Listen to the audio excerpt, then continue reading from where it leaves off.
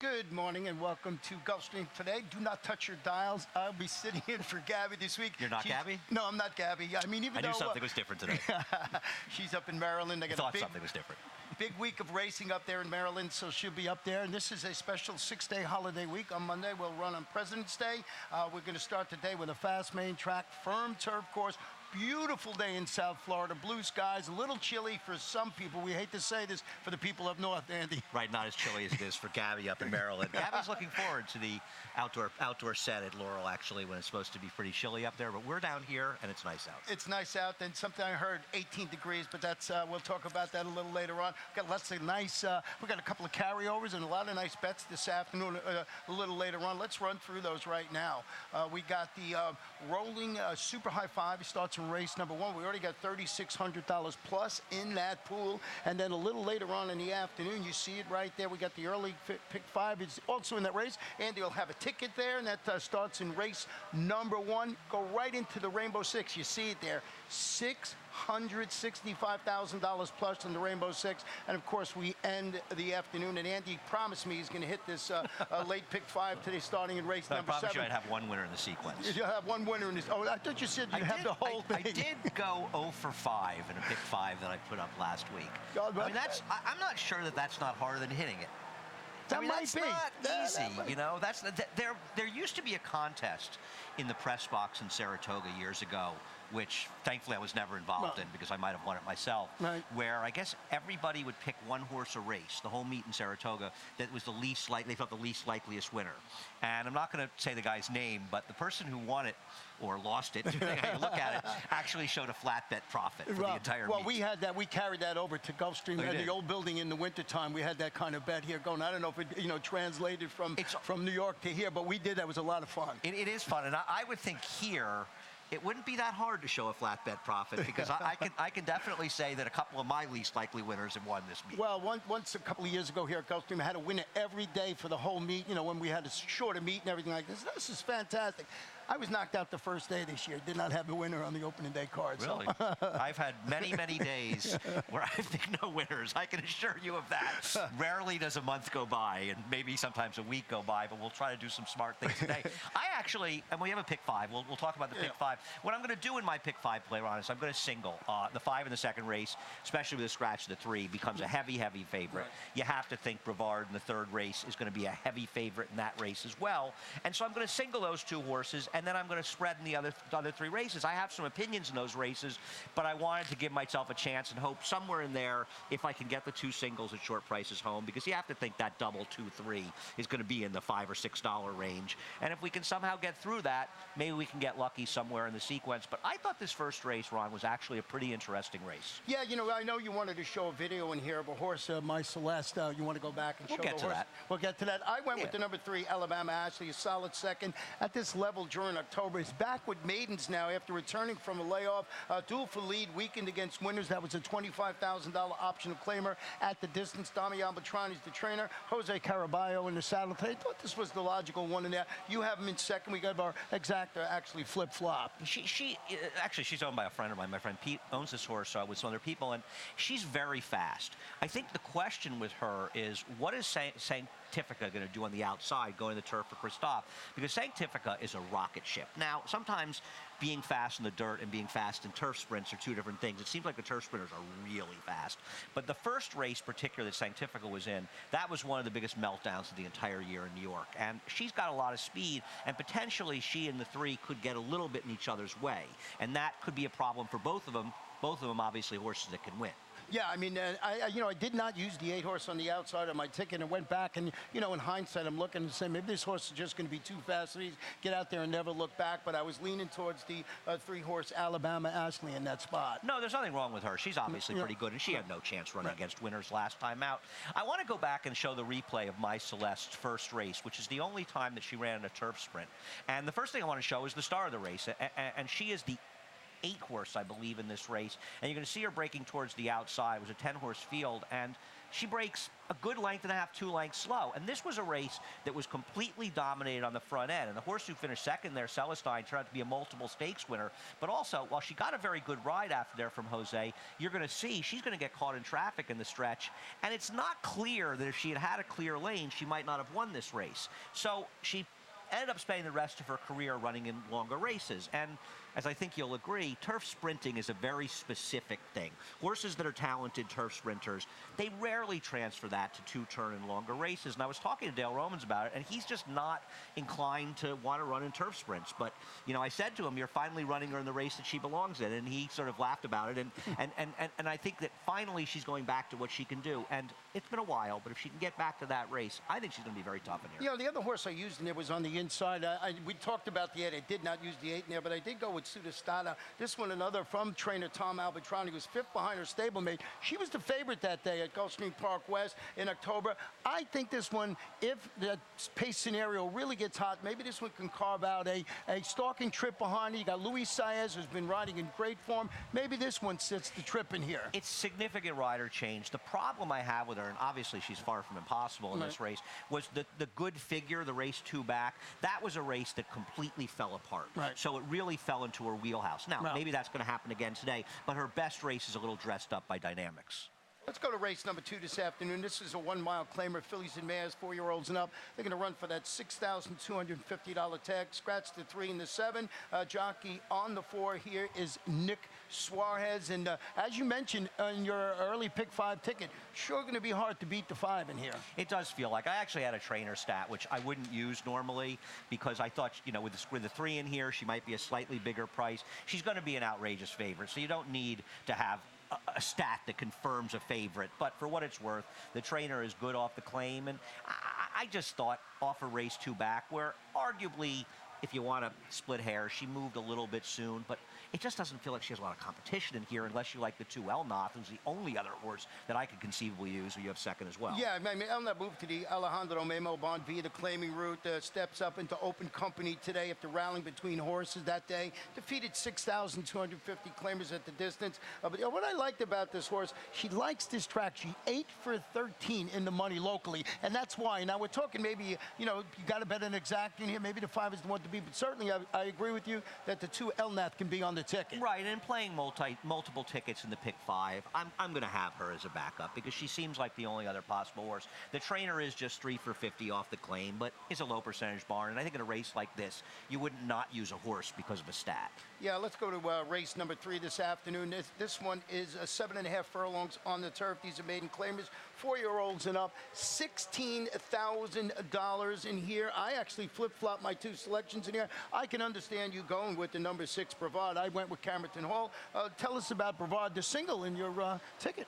I mean, Brevard is not the kind of horse that I have no issue with somebody who says to me, I'm betting against Brevard. Right. The guy claimed the horse for 40, and the horse has run theoretically badly in its 2 starts, and now they're dropping it for 16, claim from Bill Mott, et cetera, et cetera. A trainer is over 32 at the meet. I get it. I get why you would not want to go with this horse. But at the end of the day, it's not a dirt horse. The last race means nothing to me. Right. Why they ride this horse against maiden specials at a mile and 7/16 is beyond me. And that race at Aqueduct, the first race, which doesn't look good on paper, first of all, it's good enough to beat this field. But second of all, you're kind of buried down the inside. The course had taken an awful lot of rain at that point and really felt like outside runners were doing much, much better in those situations. I thought the horse got buried in there. This horse is what it is.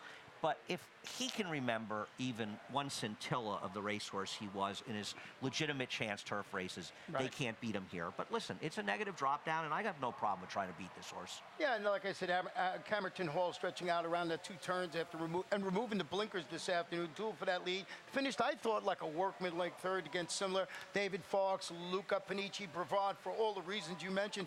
Andy, we had the scratching. We both picked this horse, Spanish Armada. I started to go back and look at number 3, Chia Ghost, cut him back to 7.5 furlongs, opened up that big, giant 4-length early lead in there. Maybe with the scratch, the 1 Spanish Armada, who had some tactical speed, might help this horse. Maybe not win it, but grab a share. I don't think that over the limit, I'm sorry, not over the limit, that Chia Ghost is completely impossible. I understand what you're saying. The problem with both the 3 and 8 is they work against each other's best interest. I mean, the 8 is a sprinter type stretching out. So if you want this horse, even though their blinkers off, you kind of want this horse to try to wire the field. Right. And with Chia Ghost in here, it's sort of hard to happen. Now, as it turns out, Chia Ghost kind of ran off on the rider, but I'm not that they're comparable horses, but we had that claiming race last week. I don't know if you'll remember. It's many, many races ago in the 59 race last week, where 59, the same field got together that had run the time before, and the time before had been a huge pace, and it melted down. Right. And last week, everybody was cognizant of that, and the horse who had set the pace and collapsed in a similar way to Gia Ghost went to the lead in a much more moderate pace, and the two speeds hung on there. So sometimes it'll happen that people won't be as aggressive, and it's not impossible. It does feel like with horses like the 3 and 8, if you're trying to beat the 6, you're trying to do it from in front of them, not from behind them. Right. Let's go to race number 4 this afternoon. This one, 1 mile and 1/8. It's an allowance optional claimer for 3-year-olds. We got a short field of 5, but there's some pretty nice runners in here. You did go with the number 3 horse in here, and that is One More Shot. We'll take a look at One More Shot's last race at Tampa. And One More Shot is a horse that interests me, was actually entered in the Cherry Wine race. The number of these are coming out of. Now, how good that Cherry Wine race was, well, we'll see when Cherry Wine was a visually impressive winner comes back, how good it is. This is a race that the buyer figure came up very moderate at 62. The Timeform US figure came up extraordinarily fast. And the reason for that was, while this horse wasn't on the lead, was relatively close to what was a very fast pace. And I think when you look at paces, all you have to do sometimes to determine how quick the pace was relative to the final time is see in a 1.40-yard race, they went 22 and 4, 46 and a piece, and then a 1.40 miles, so it's a couple seconds faster than a mile. They would have gone their mile in around 1:41, so they went super fast earlier and slowed down a lot. So it was a fast pace that I think took a toll, and One More Shot was running at the end. Looking at this horse, I almost wonder if this is a horse that was bought to be pinhooked, looking at the connections, and they want to try to showcase. I'm not that afraid of anybody in here. I had an inkling for this horse last time. I want to give him a chance in here, knowing full well that this is a tougher spot than what he met in Tampa. Yeah, I mean, looking at the replay right there, they sure looked like they were going slow through the stretch there. Did. I don't know if that was an illusion or not. I went with the horse you have in second on top, and its battery, stretching out to this 9-furlong distance after returning from the freshening, went up and chased the pace, finished second to we mentioned a really impressive repeat winner in there, Cherry Wine, who would have big plans for this horse. That was going a mile in the 16th. Of course, it's Todd Pletcher, Javier Castellano, $350,000 son of Bernardini. Lots to like about number 5 battery. I mean, he's going to be a short price in there. Yeah, I'm on the fence with this horse. I've got him second out of respect to the Pletcher horses, and I obviously wouldn't allow him to beat me in the pick 5. You have to use a horse like this. I'm not sure how good Cherry Wine is. I want him to be good because I'm a friend of Dale Romans, and I like to see him do well. And I think we're all better off in the Triple Crown Trail when Dale's involved, because he's not only one of the top trainers in the game, he's one of the most entertaining guys in the game. You make a great point there, because I watched Cherry Wine's last race, and I'm not convinced. And everybody was saying, oh my God, Cherry Wine's not going to be in the Holy Bull, or not going to be in this. And I'm going like, why not? Yeah, I guess Dale wanted to give him more time. And listen, we've seen it before with Dale. You think of where Keen Ice was earlier in the season. You think about a horse like First Dude that he's improved. His horses tend to be late developers, and that's probably the way to go, especially as they stretch out. I'm just dubious of that race. In fact, Fashionable Freddie comes out of that race. I kind of liked his maiden race and Nickel Sendham. This is, I think, a pretty competitive race, as you can see. Look, I used 4 of 5, so I guess Isofast, the 4 I didn't use in my pick 5, is the likeliest winner. Yeah, well, you're talking about a 5-horse field. We only have one the same, and the other horse I have some interest in. I want to ask you about this one, and that's the 2, All Up in Lights, making his first journey around 2 turns today. He responded in the race last time out. It was moved from 7.5 furlongs on the grass, goes to 7 furlongs on the main track. Really comes up big with a $75,000 maiden score. He's stepping up today. Dan Kambinski really solid with this stat here. He's, as you know, 17 for 58, we'll show that stat. 29%. You'll show that stat right now, with horses winning after breaking their maiden on the dirt in the past 5 years. And in route races, he's 5 for 17. I think this is a very, very dangerous horse. And I picked him 4th in here, but I feel as though the margin between 1st and 4th is very, very slim. I wonder if coming back on 12 days, we can reasonably expect this horse to run as well. But his last race was funny because he was sitting perched 3 wide, like he was in a perfect spot. It looked around the turn like he had sort of had enough, and then the stretch, he just took off. The horse he beat, the big favorite, is kind of a money burner.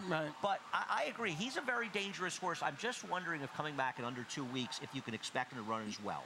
Well, 5 horses, You've seen why Andy went deep in there, right? So, It is an open race. It's a 5-horse field. I mean, listen, you could have had a 9-horse field and had 4 horses that were 30-1 with no chance, right. and the same 5 would have been contentious. The right 5 are in here. Well, let's go to race number 5, 6 furlong maiden special event for fillies 3-year-olds. Andy, you went to the outside with number 7, Upholder in here, a horse I did not use on my ticket. This is a race where I'm not a big fan of the chances the one who appears to be in a tough spot coming in. But after that, I can see someone making a case for just about anybody in here. My feeling with Upholder was this horse was bet hard. There was a Todd Pletcher first-time starter in here. The winner was a Godolphin horse that was 19-1. This was a race that completely melted down. So you've got sort of an unusual, surprising favorite in a race that fell apart, that was on the pace, and the horse obviously didn't run that well, but didn't run that badly considering the pace. I'll give this one more chance, but I don't have a lot of confidence. I totally agree with that race just totally collapsing last time out. So and this horse had no real trouble, just stood there. Did not use him. I went to the inside, a horse that you did not use, but that's the fun of handicapping. That's the 3, J. Latache. This one is cutting back to 3/4 on the main track. He dueled throughout. He got beat less than a length, going a mile and the 16th on the turf. If you follow my analysis, you know I'm a sucker for turf to dirt moves, turning back. This one, Graham Motion, Joe Bravo, as I mentioned, combo, turn back, surface switch. That's where I went. Listen, this horse lost a nickname in a maiden race, who came back and won the Frazette in the next start. Lost to Karina Mia, who came back and won I think the Goldenrod in her next start, and she's a very promising 3-year-old filly for Bill Mott. She's kept some good company. You're trying to wake up Graham Motion. I've got her as one of my 5 on the tickets, and Graham is too good a trainer to keep losing, but at the end of the day, he keeps on losing. Yeah, I know, and it's amazing to me. Usually one of the trainers here that does really well, even early on in the meet, has not really clicked yet. You know, Bodacious Babe, you have in your ticket, I do. Positive step forward, a second pre-start. She pressed the pace. She finished second to a horse called Our Girl's a Charmer, who went up and won the Gasparilla Stakes up at Tampa in his next start. So this horse has ability to be on. I see you used it on the ticket, along with that 2 horse that were both used first-hand report. I wonder why they paid $300,000. A lot of money considering the general lack of pedigree for this horse, which might, in a way, be a good sign. And it's a Todd Pletcher first-time starter. When you start letting these horses beat you in the last leg of pick 5s is when you really need to check out your plays, because he's very, very dangerous, and Bodacious Babe can win. I used a lot of horses in here. Well, let's take a short break. When we come back, we'll show you my pick 5. No, my Rainbow 6 ticket. I've been waiting days for this one. This is going to be a very This one big is moment. I'm going to go for that same record. Try and hit. Please don't. No, Please don't upset I'm only my kidding. We'll be right back.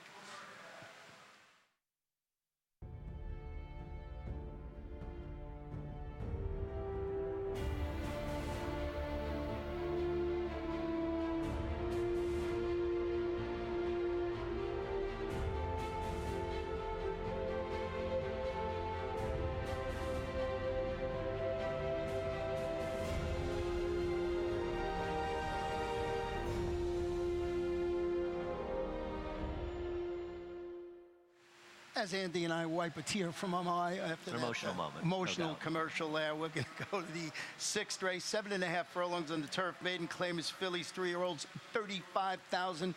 Full field of 10 runners, as I mentioned. As I promised, my Rainbow 6 ticket will be here, and you'll see it right now. Is there like a drum roll for I this? got a 64. I went through 3 deep in here, and I'm afraid right off the bat I used Dietitian, Love Years, Parting Shot. I thought this was so hard. You see the progression as it goes down. We'll talk about those races as we go through. $64.80.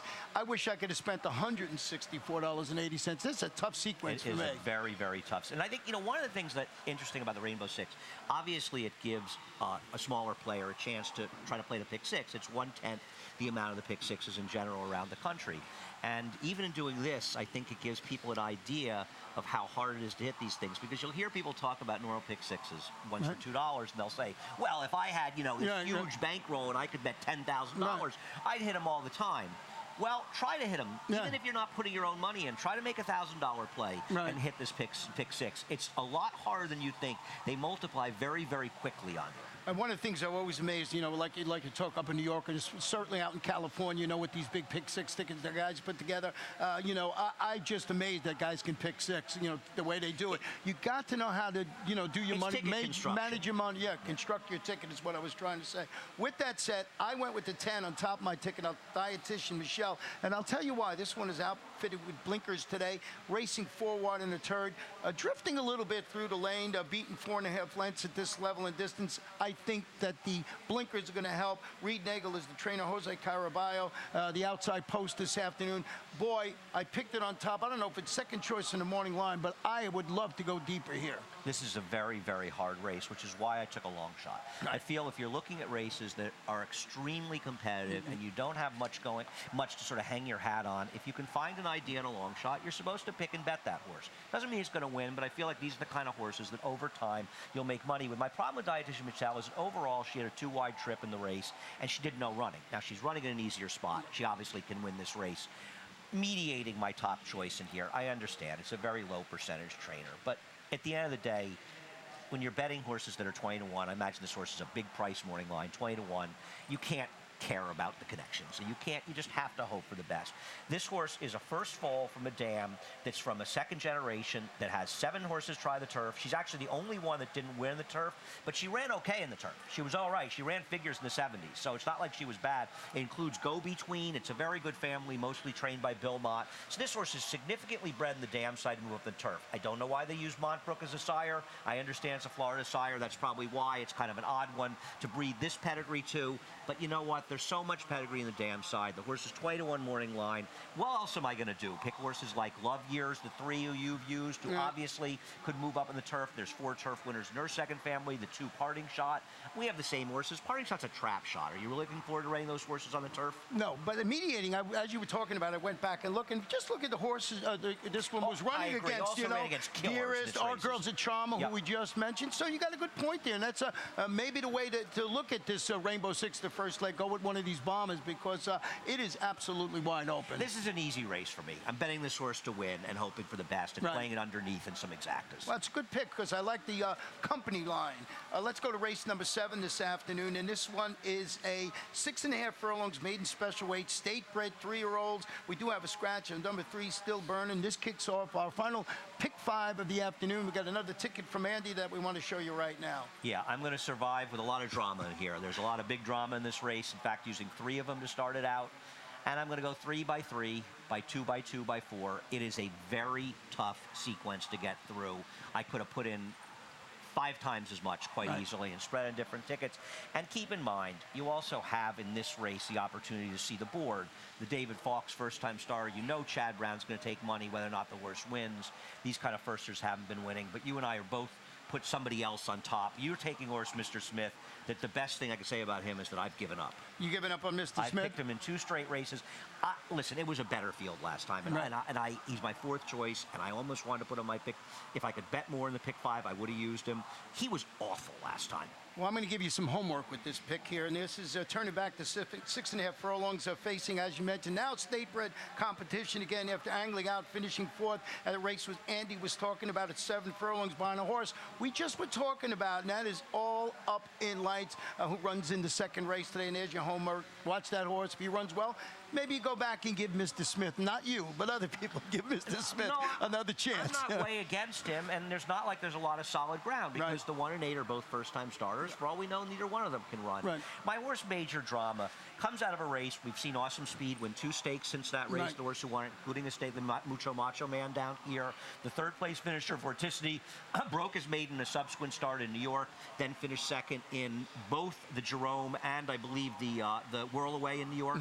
Very tough races. And this horse was contending around the turn and sort of bore out badly in the turn, suggesting something happened, but showed a little run in a very live field, and I want to give one more chance for a trainer I respect in Brendan Walsh. And a nice price on him here. So it'll be a decent price. And the number 8 horse, Money Illusion, you know, Chad Brown, it's a son of big drama, half-brother to a graded stakes place horse called Risk Factor. You know the connection. Ran down here. The call, he's working consistently at Palmetto's, late Javier Castellano. You don't need to tell us Chad Brown is good, and this horse can run well and win this race with no problem. I agree. This is not his strong suit, but this horse could easily win. Well, there's another son of big drama, and we both put in 3rd, and that's Unintimidated, who trained by David Fox, who trained big drama. This one may have tipped its hand with that work in 59 and 3. Luis Saez, we mentioned him earlier, riding in great form. You know, we disagree with our top selection, but I think we're sort of on the same track here as far as the other 2 go. Yeah, and also keep in mind about the rail. The rail was absolutely not the place to be on Sunday's card. It's been a few days since then. We'll probably have a fair track, but you talk about the one horse. Watch horses on the rail on the dirt early in this card. Well, let's go to race number 8 this afternoon. 1 mile and 1/8 on the turf. Maiden special weight, fillies and mares, 4 and up, and we have a full field of 11 runners, as we are wont to do here awful lot of the time. We have a trainer stat actually on your top choice that I think is worth showing in here. Tremendous stats for Chad Brown when he's going from with maidens on a trainer switch. Wow. Here's my concern for your horse, and I picked this horse fourth, and I'm very scared. 1 mile and 1/8 looks too far, but on the other hand, Chad knows that, and the fact that Chad's running this horse going long might be a good sign, unless he feels the horse needs a race. Now, I haven't spoken to him about the horse, but either he's confident, because on the PPs, the distance looks a little dicey. But to you, here's my question to you, and the reason I went this way, this horse can turn out to be the controlling speed in this race. You know, and just, you know, if this horse can, you know, set some fractions that are, you know, okay, and doesn't get hounded early, I think this horse has a big shot to run away and steal the race, thus putting it on top of my ticket for that reason alone. I have no argument with that. This is a very, very tough race. You've got horses like Truly Together, who's the favorite, Lasix for the second start.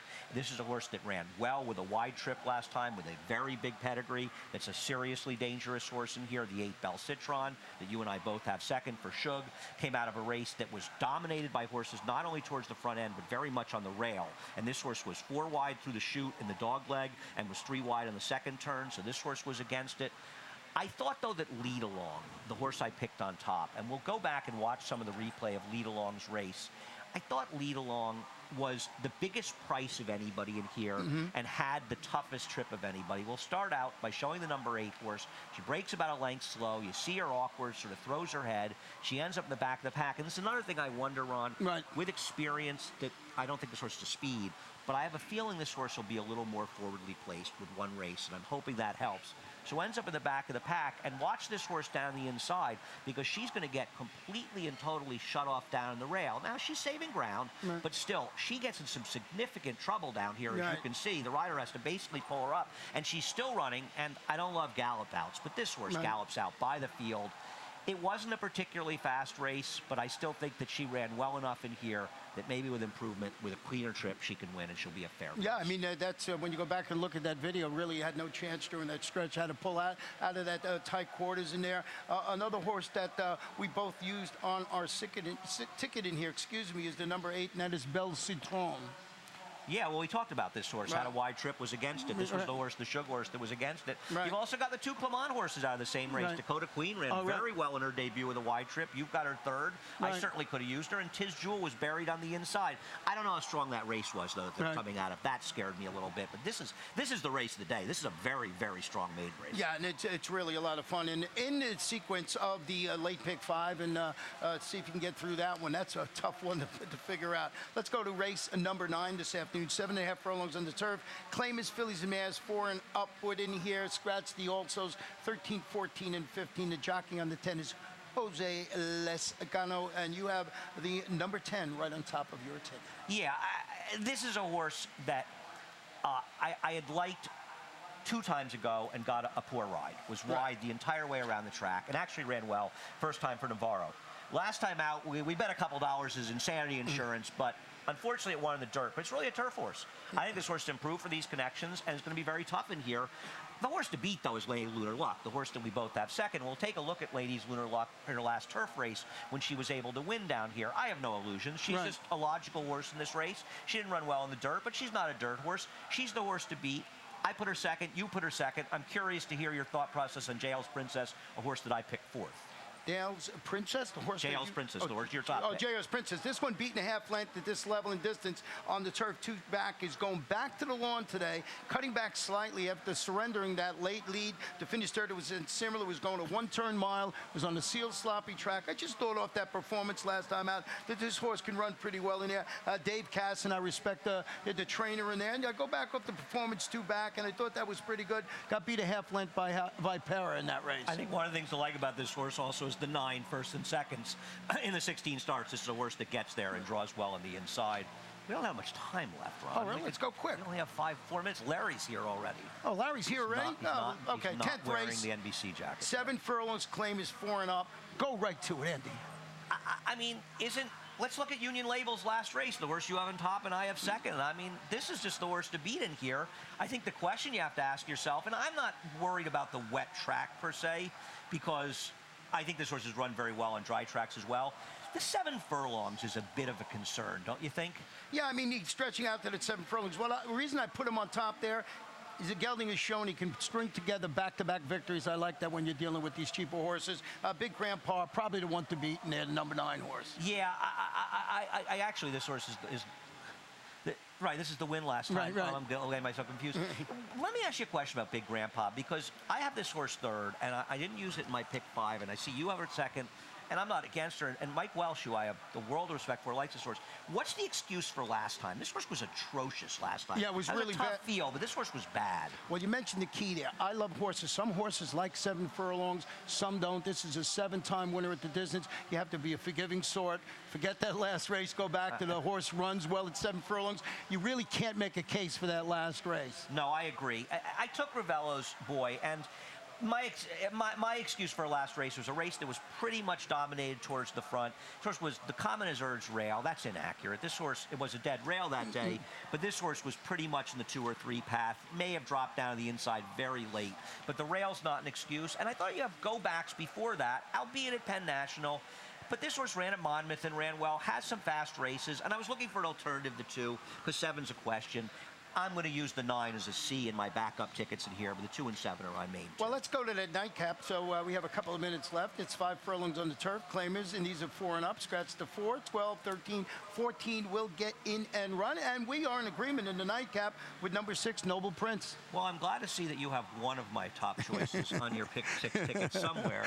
And it seems to be this horse. I struggled here, and I probably did what you're not supposed to do in this situation. If you're struggling in a race, you're not supposed to go to the favorite. Noble Prince, this drop down does concern me because they paid $25,000. If they win here, all things considered, and get claimed, I don't think they're going to make money for having this horse for a year. And the excuse this horse had, obviously, is running against better horses, but maybe they just want to get into a spot where they can win and move on. Hopefully this horse can wire the field, but it's not an easy spot. Well, you can see in my analysis, I put a big question mark. Why the big drop? That's what I was asking. We both went with the 9 Starship Wildcat. Game and defeat when drifting a bit at the 8th pole, getting beat a neck at this level and distance. Bruno Tessori, Johnny V will be in the saddle. Yeah. I'm just not really sure what to do. I thought that horse, I thought that Starship Wildcat is dangerous. I'm going to use the horse like you. Drago's Best, who I think I have 4th and used in my pick 5. You've got 3rd. I worry about the outside post. I thought, it's a little tougher spot because this is a horse that's gotten reasonably good trips in its races, saving some ground. I thought that the 5 horse had a shot. Texas Rustler at a big price. Throw that horse in. But we've defaulted to the favorite in a very, very tough race. Yeah, and you mentioned Texas Rustler. I think I picked that 3 times as my long shot. So I'm agreeing with that. Someone you might want to put on your ticket. Not a winning type horse, but a horse that maybe at a price could get a piece of the Trier Super. Well, that's it. We made it in time. I think we're right on time, aren't we? We did. We drove Larry away. He's talking to somebody. His one friend showed up here today, actually. Well, that's how we see it early on. We'll be back throughout the afternoon trying to give you some useful updates. Andy, Ron, we'll be back.